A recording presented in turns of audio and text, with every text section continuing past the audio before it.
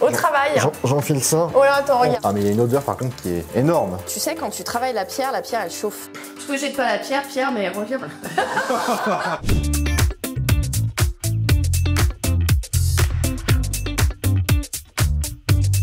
Bien, on se retrouve, il est 8h30, là on est à Messimy, il fait pas super chaud, mais on va aller découvrir l'activité à l'intérieur de comment tailler une pierre avec Céline de l'atelier Agathe et Lune. Allez, suivez-moi. Bonjour Jules. Bonjour et Céline. Bienvenue à l'atelier lapidaire de Messimy. Ah, merci. Est-ce que tu peux nous expliquer depuis quand ça existe cet atelier lapidaire à Messimy? Alors, l'atelier lapidaire, en fait, depuis 2018. C'est quoi un peu ta journée type pour nous expliquer un peu à quelle sauce on va être mangé ce matin? Alors, déjà, toi, je sais que tu vas passer derrière les machines, mais généralement, les premières minutes sont dévolues à prendre connaissance des messages. Et après, je passe au cœur même de mon métier, c'est la taille de la pierre. Est-ce que tu es partant? Je suis partant et on est parti. Du coup là c'est la première étape, c'est ça? Ah, c'est la toute première étape et la plus importante, tu vas choisir ta pierre. Bon, on voit que tu as du choix. Qu'est-ce que tu me conseilles ce matin à prendre si on veut être efficace? Ce que je peux te proposer, une bonne pierre d'entrée, ça peut être la sodalite. La sodalite, donc c'est une pierre bleue? C'est une pierre bleue, voilà, celle-ci. Si elle te plaît, normalement c'est à toi de choisir. Il y a du bleu, il y a du noir et puis on a aussi une jolie, très belle bande de silice. Qui fait un peu voie lactée. Voilà. Ouais, allez, on part là-dessus? On part là-dessus.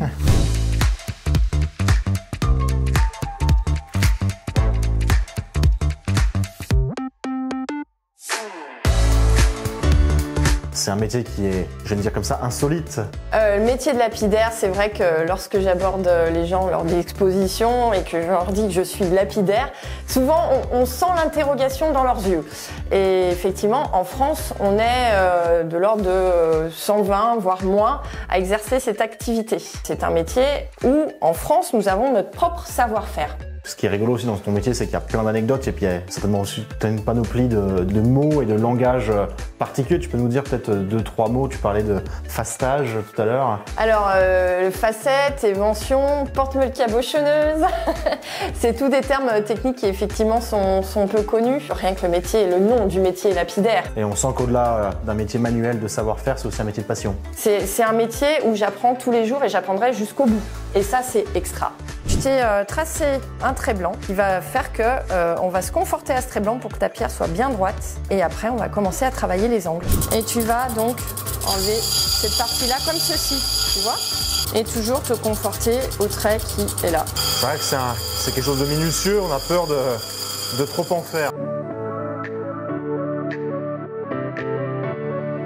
Toi, qu'est-ce qui t'a amené à vouloir faire ce métier, à prendre ces gestes justement pour magnifier les pierres? À la naissance de mes fils, je me suis retrouvée entre 4 murs et à m'occuper d'eux. Et cette manière en fait de sublimer la nature m'est venue directement par la pierre. Donc c'est par pur hasard que j'ai commencé à assembler des pierres naturelles. Je ne connaissais absolument pas l'existence. La passion en fait, des belles rencontres, puisque j'ai rencontré un monsieur qui avait vécu plus de 40 ans en Inde et qui avait vu les gestes lapidaires. Et ce monsieur, je lui amenais régulièrement des pierres que je travaillais. Il me dit mais vas-y, lâche-toi, t'es faite pour. Et en fait, c'est ce monsieur qui m'a donné aussi cette étincelle. Le fait en fait que tu sois adoubée quelque part en me disant voilà, lâche tes peurs, vas-y, fonce. Eh bien voilà, ça m'a décuplé cette envie. On va commencer le polissage de la pierre et le terminer. Regarde, une fois séchée, comme elle est belle. Ça brille, ça fait ressortir. Toute la vénule qu'on voulait faire ressortir. À chaque pierre sa lecture. Et là, on a réussi à lui donner sa lecture et mettre en évidence cette belle partie-là. Bon, est-ce que j'ai bien travaillé?